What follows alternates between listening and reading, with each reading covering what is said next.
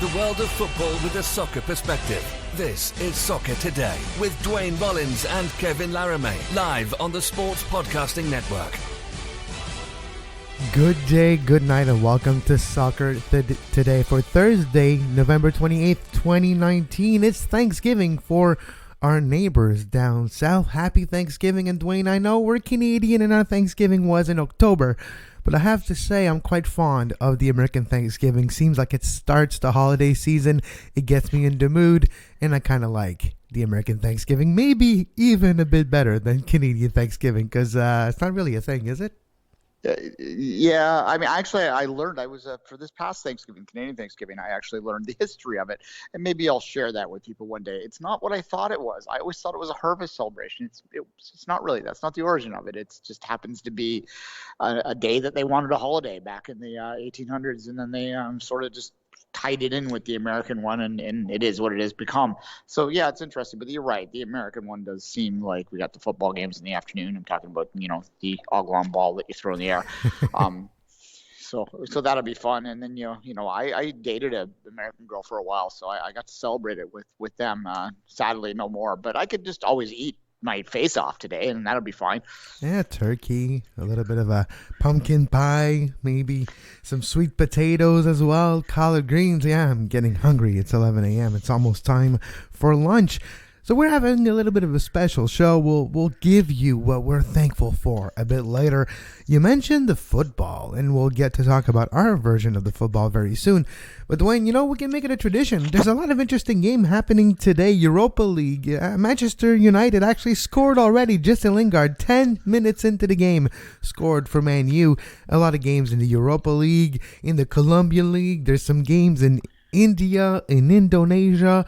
There's some games in Brazil. If you want, you can probably watch soccer from now until the time you go to bed tonight. Well, exactly. The Europa League, it's getting near the end of the group stages where we start to pay a little bit more attention to these things. Obviously, the Champions League, I don't know how much drama it's really provided. I mean, Liverpool made things a little interesting yesterday, I guess, but by and large, it hasn't been that compelling, these group stages. So maybe seek out some stuff from elsewhere. Speaking of India, we mentioned yesterday in the show how City Football Group might buy a team in India. Well, they did today. So there you go. There's a bit of a follow-up on that.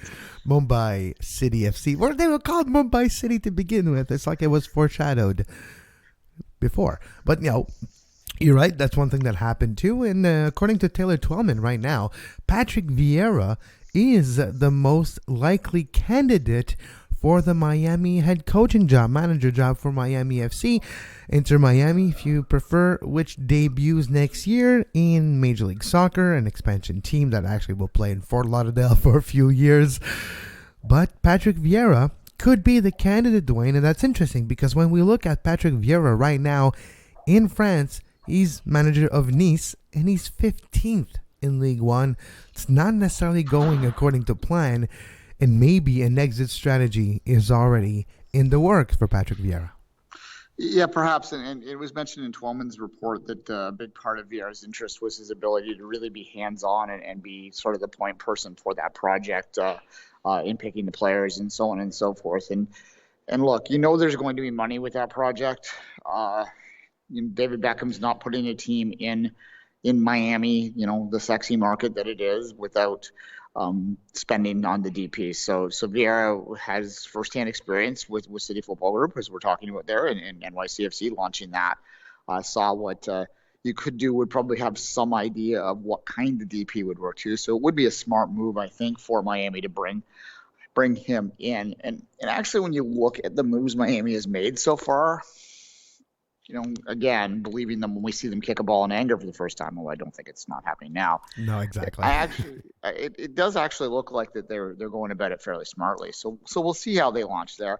But Vieira would be an interesting choice. And, whether he wants to move on from a European career, well, that's, entirely something that we're seeing more and more. I mean, there's got to be, I think, in their mind, although we're seeing more coaches fired in MLS lately, the rope is definitely still longer, and that probably plays a role in these guys thinking. And look, I like the sunshine.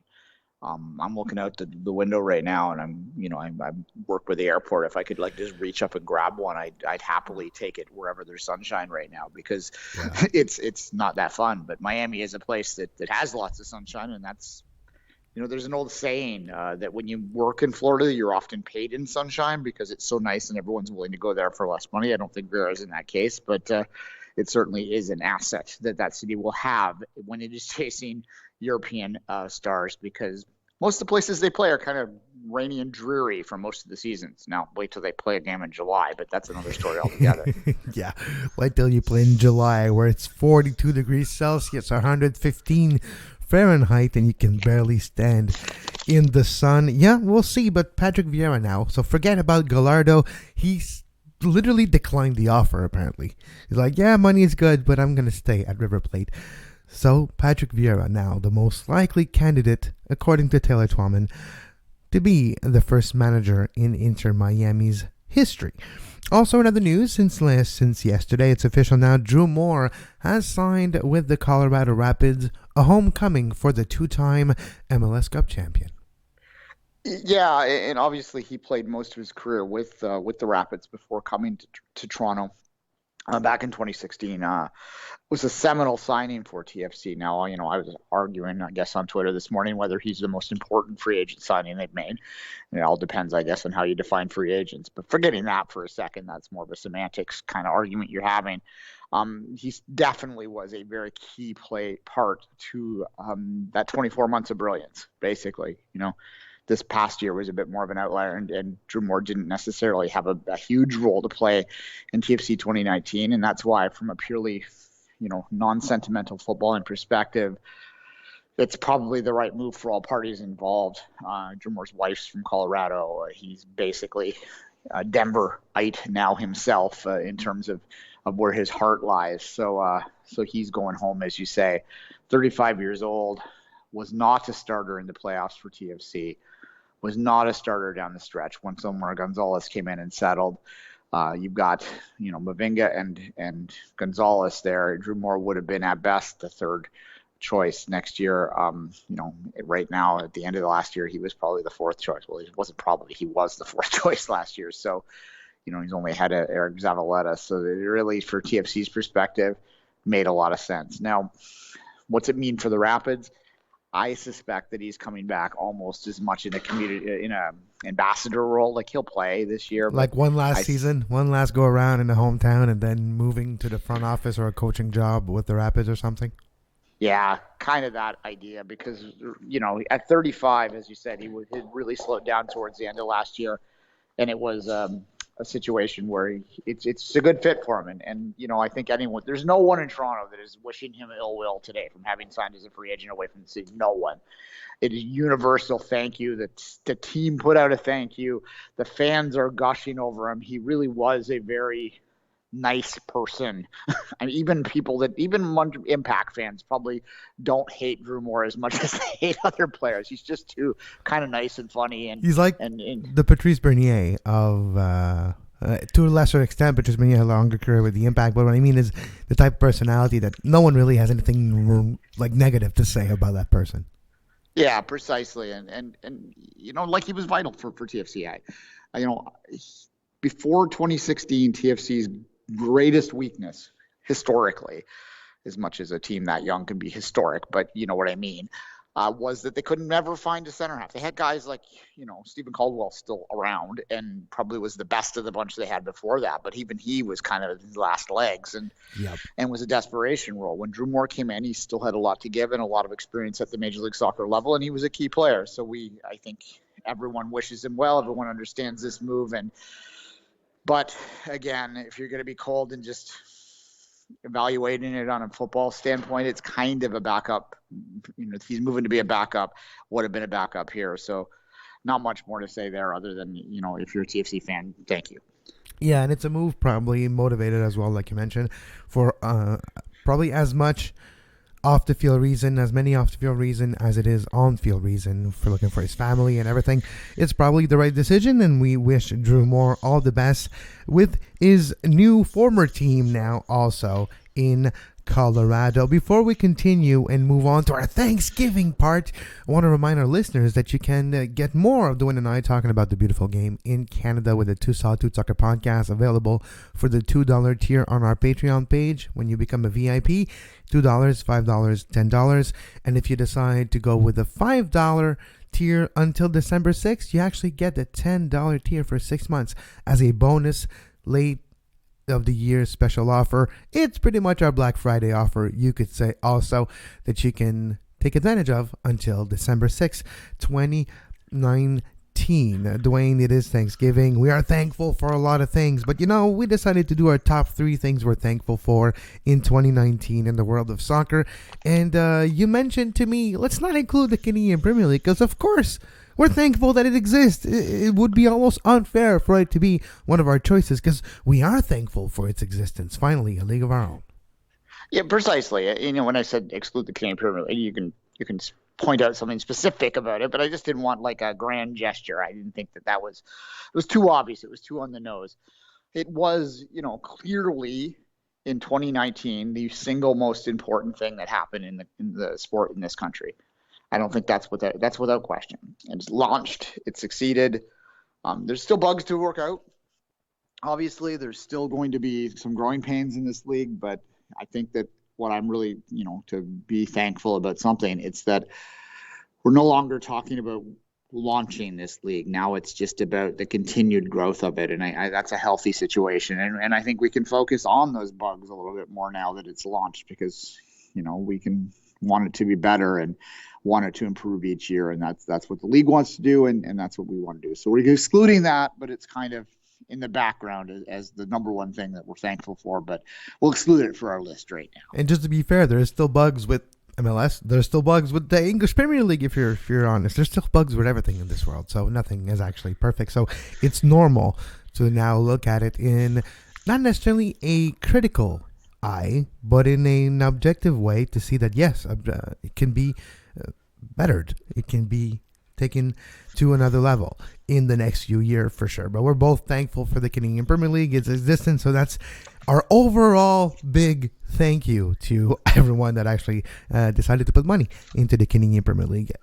I'll let you start, Duane. One of your top 3 reasons why you're thankful. What are you thankful for today in American Thanksgiving? For VAR. No, wait. You said thankful for. That's a different list altogether. No, I'm not going to talk about VAR today. I have. It's coming after you. It's going to be amazing. Yeah. No. The number one that I have, I don't have these in any particular order, but one of the 3 things that I listed as being thankful for this year, and this is going to continue a bit on the Canadian Premier League, because I said I could make specific references, and I'm thankful for Kyle Becker's elbow. Bear with me here for a second. We all remember the lead up to this league and how excited everyone. It was like kind of the hug it out fest that was happening. Everyone wanted the league to succeed. Everyone still wants the league to succeed. But in that very first game, right towards the end, Kyle Becker came in with an elbow, and it started a little scuffle, and there was blood shed in the Canadian Premier League for the first time. And to me, that was the moment the league came on the board, because then it was a rivalry. There was bad blood.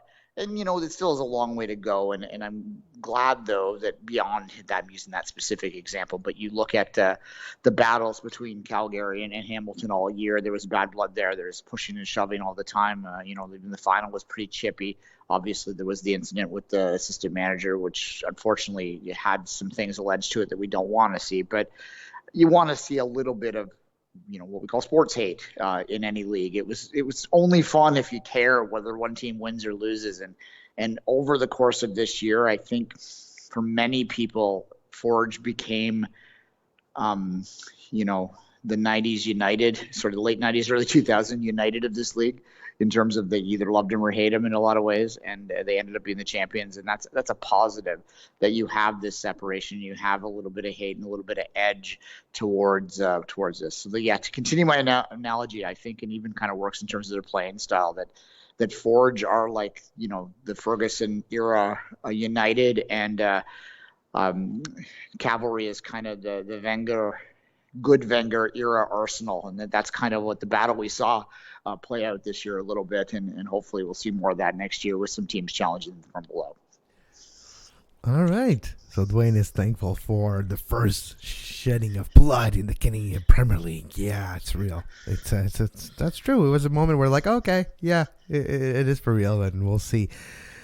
My first, well, again, not in any specific order, but you went there. I am thankful for VAR, Duane. What else would we be talking about? It's been 2 years. Can you imagine the amount of podcasts, the amount of daily shows, TV shows, analysts, players, former players, referee press conferences, complaining, people on social media?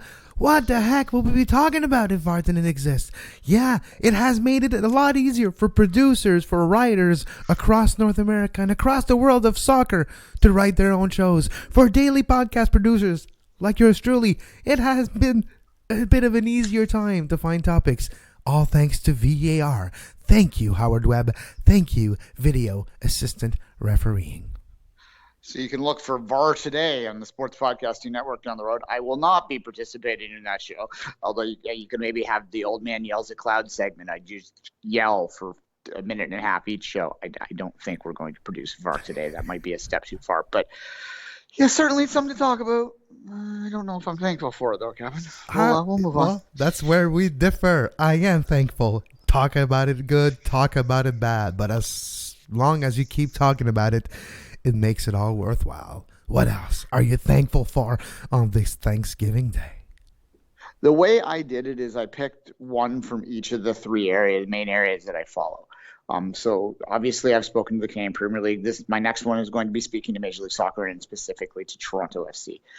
Because that would be the main area that I follow. And every time I start to feel a little distance from TFC, this is throughout the history of the entire organization, every time I start to feel like that I'm becoming more neutral, something happens to drag my fan hat on a little bit, and I get excited a bit, and that's fun. So I am thankful, Kevin, and I know a lot of our listeners will not be thankful for this particular reference I'm about to make, but certainly in Toronto, a lot of people are, and I count myself among them. I am thankful for Toronto FC 2, Atlanta United 1.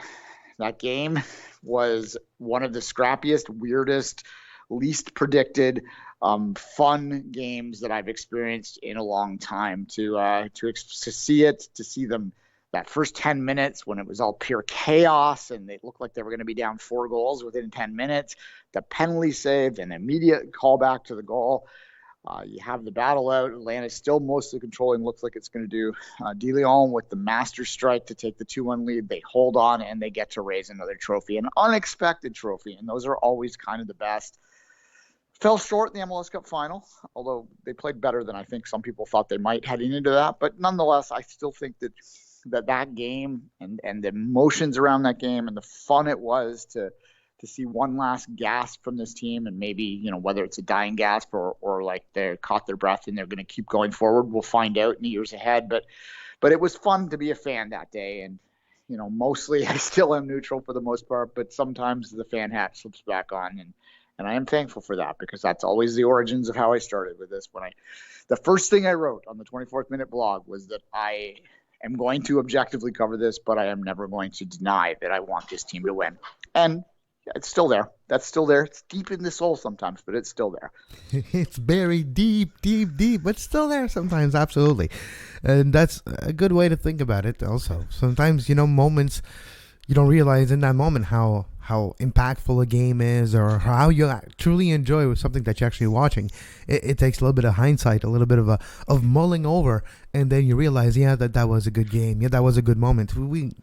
CONCACAF Champions League 2015. I still can't believe I was in Mexico for that moment. To see freaking Montreal Impact players score in Mexico in front of 70,000 people that do not want you to score. That was quite a moment. And I understand your feeling for sure. And one of my top threes, soccer thankful moments, I would say, or concept is about the Montreal Impact. And it's how it's never dull. It's never dull to cover the Montreal Impact. I wrote the highs and lows of covering the Montreal Impact. It's seriously a thrill ride. It's a roller coaster. Great moments, bad moments, mixed with amazing moments, amazing quotes, amazing people surrounding the Impact. For good or bad, passion is always included with the Montreal Impact, and that makes for good good coverage. It makes for good moments. It is about passion. It is sport. And then I think it's important to not forget that aspect, like you were mentioning.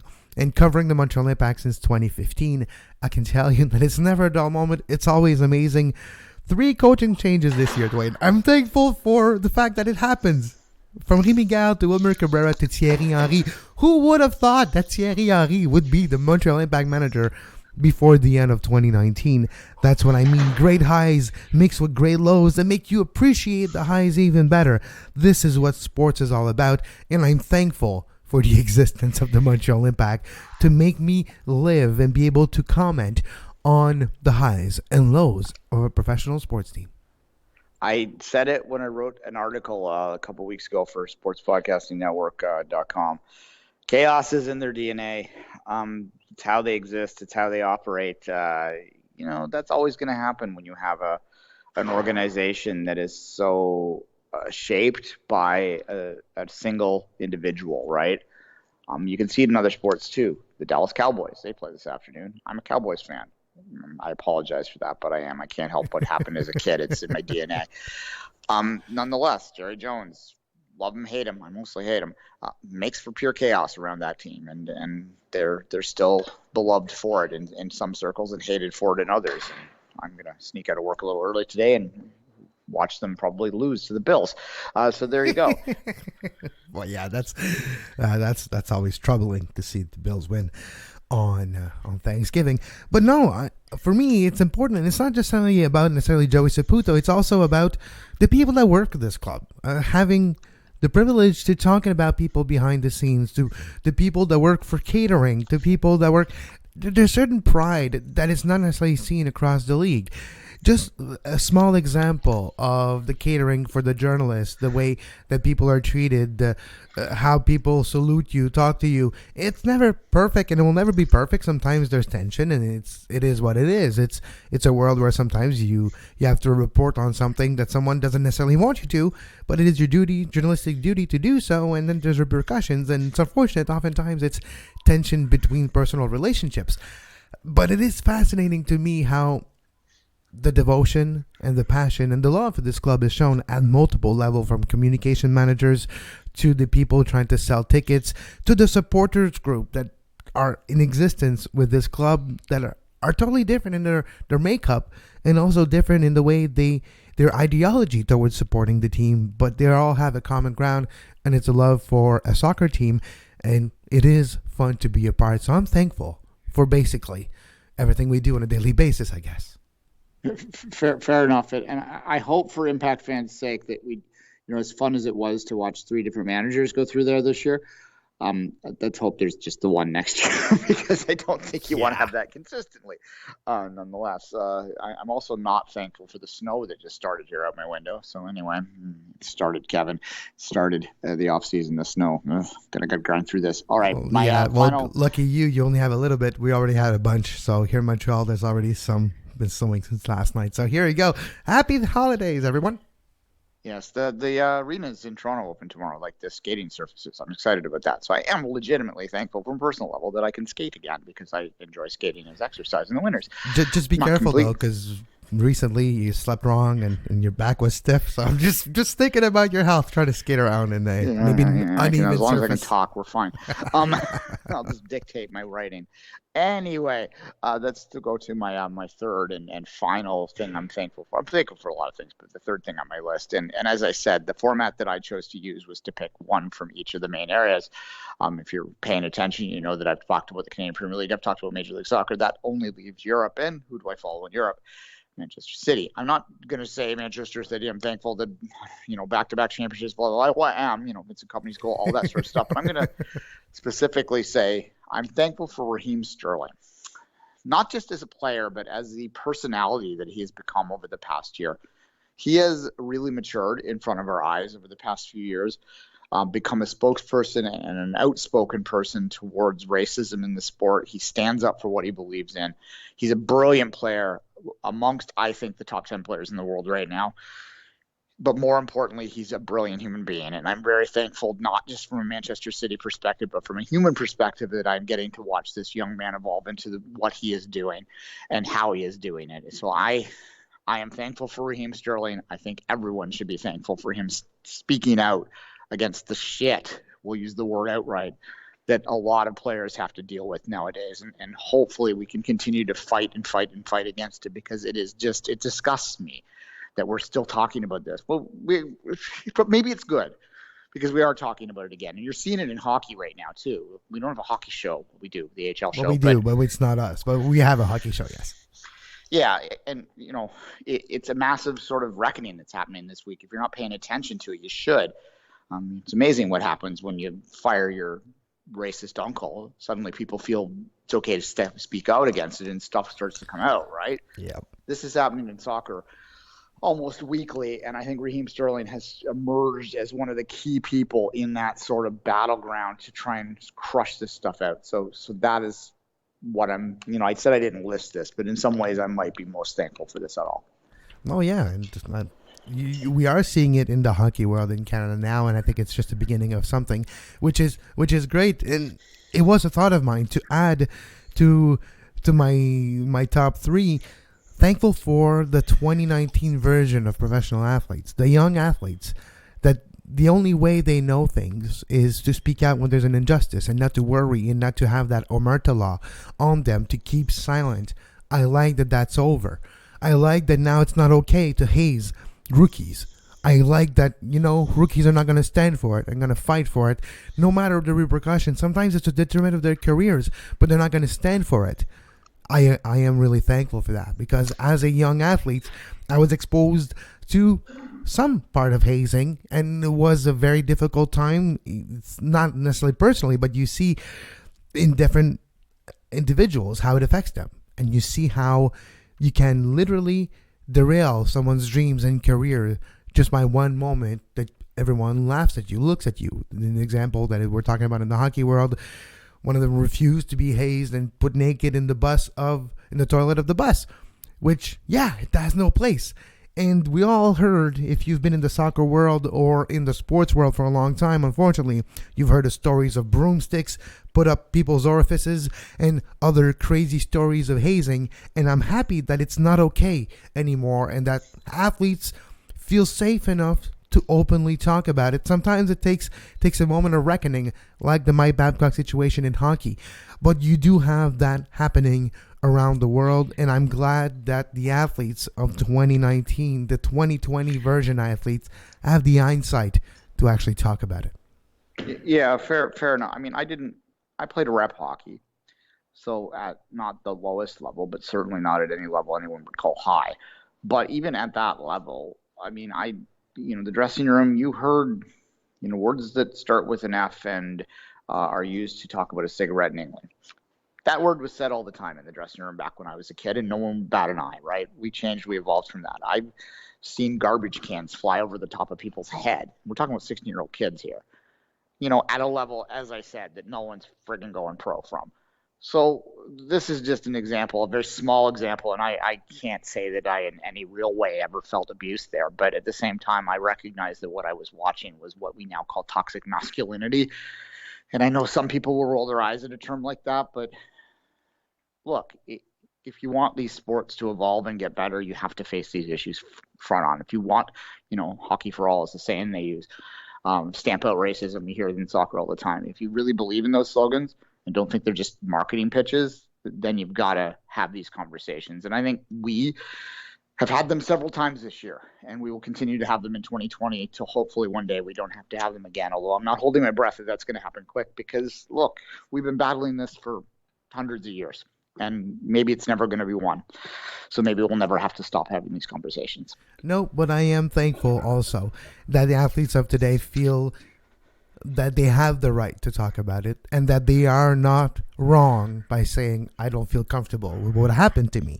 And which is a great feeling. And if we're considered parents of young athletes, if you are involved in youth sports to any level and are seeing this behavior from a kid, it's a positive. It's good that our children, kids in our society know that they can openly speak, and that's a great thing. I'm thankful for it, and I guess it did make my top 3 after all. I'm also thankful from changing total register here for the Canadian Championship, the only trophy the Montreal Impact won in 2019. First time since 2014 that they raised the Voyageurs Cup. But it is, of course, a consolation prize from a difficult season in Major League Soccer. It is a consolation prize from a lot of drama that happened in 2019. 3 coaching changes when you think about it, from Rémi Garde to Omer Cabrera. Omer Cabrera got replaced, and then Thierry Henry is your new coach. But with all this, we get the CONCACAF Champions League next spring, and that's all thanks to the Canadian Championship, which we are thankful for in Canada. Next spring, Kevin, you get it next winter. So that's true. It's even closer than that. I guess it is next winter. Yes, I'm a little thankful that I get to travel to Montreal to watch a CCL game, because I will do that, assuming it happens. That's CBA, but we won't be spoil sports today. So it's Thanksgiving, not doom and gloom. Yes, exactly. So, there's going to be lots to be doom and gloom about in 2020. Let's not kid ourselves. So let's be thankful and happy when we can. So yes, I'm one of the few people that's going to be overjoyed at the prospect of a trip to Montreal in February. But I certainly will be there to watch Henri's coaching debut and a little bit of a less stressful CCL experience. I got to tell you, I'm thankful that I won't be freezing my you-know-what off in BMO Field again. That was the coldest I have ever been in my life against that Panamanian team last year. That I left the game early. I never leave games early, Kevin. When what were they called again? Independiente? I can never say it right. Club Atlético Independiente, better known as Kai. Yeah. Kai, yes. How could I forget Omar Brownie? Omar Brownie of Montreal nightclub fame now. And yes, he was on the waivers list earlier this week. His rights were, at least. So yes, I when Kai scored the goal on that sand pit that they were playing on, my heel turned and I was out that building in 3 seconds, and I'm not ashamed to admit it. I watched the rest of the game at a Liberty Village bar and was warm and happy. And you guys, well, I'm sure it'll be at the Big O. Do we know yet for sure? Is it at the Big O? We don't know yet. I imagine it would be. Yeah, I don't think that Saputo is winterized yet, so I don't think they can play there. Can you build the bubble over the entire stadium? You have to have a certain amount of seats. That's the problem. Yeah, exactly. Well, we're thankful for the existence of the Big O, which soon will be almost 50 years old. That's crazy. And if you want to hear more about the Big O, here's the king of segue, dear. If you want to hear more about the Big O, make sure you go to our Patreon page, $2 a month, Two Solitude Soccer Podcast. But on our SPN Extra tier, Duane and I did our first mini-series, part 1, about the Montreal 1976 Olympics. And we do talk about the Big O a little bit in this episode, part 1, so you can get access to it for $5 a month. And if you decide to take the pledge, the $5 amount per month, the tier, you get access for 6 months for the SPN documentary tier, where Duane and I will break down and interview actors from the 2000 Gold Cups. The first documentary will come out before Christmas, and we will go deep into this very weird tournament in 2000 that Canada won. Yes, it is weird that Canada has won a tournament, but it's going to be fun. So we are thankful for your support, and thank you for supporting us over the years on our Patreon page, patreon.com/sportspodcast network. Duane, before we say goodbye, I have to say, I'm thankful for you as well. Every year we do this. We talk about almost on a daily basis. I pretty much talk to you more than I talk to my own wife. And I'm thankful that we do this. Okay, don't let Samantha hear that. But nonetheless, thank you. I'm thankful for you too, Kevin. It is a part of my day. When we were gone for those 2 weeks, I kind of missed the structure of it, and I miss talking to you every day. So thank you, Kevin, and have a happy holiday to you and to everyone else listening. Exactly. Happy Thanksgiving. Enjoy your day of soccer. Once again, Europa League. There's some Colombia Premier League. There's some Brazil games. You can watch soccer all day. You don't have to just watch football. You know, if your football is our type of football, you are well served today. Also, just make sure you get the right channels or open your phone. You know what to do. But today is your day of football too. It's not just their football. It's our football. It's whatever football you want. Today, it's your day. and you have to be thankful for it. On that note, make sure you follow us on social media at 24th Minute for Duane, at Kev Laramee for myself, and this show at Soccer Today SPN, live Monday to Friday, 11 a.m. Eastern, 8 a.m. Pacific. And until tomorrow, as always, for Duane Rollins, I'm Kevin Laramee, and we wish you a great soccer. You can find the podcast version of all the shows we do on iTunes, Apple Podcast, Google Play Store, TuneIn Radio, iHeartRadio, and anywhere you get your podcast.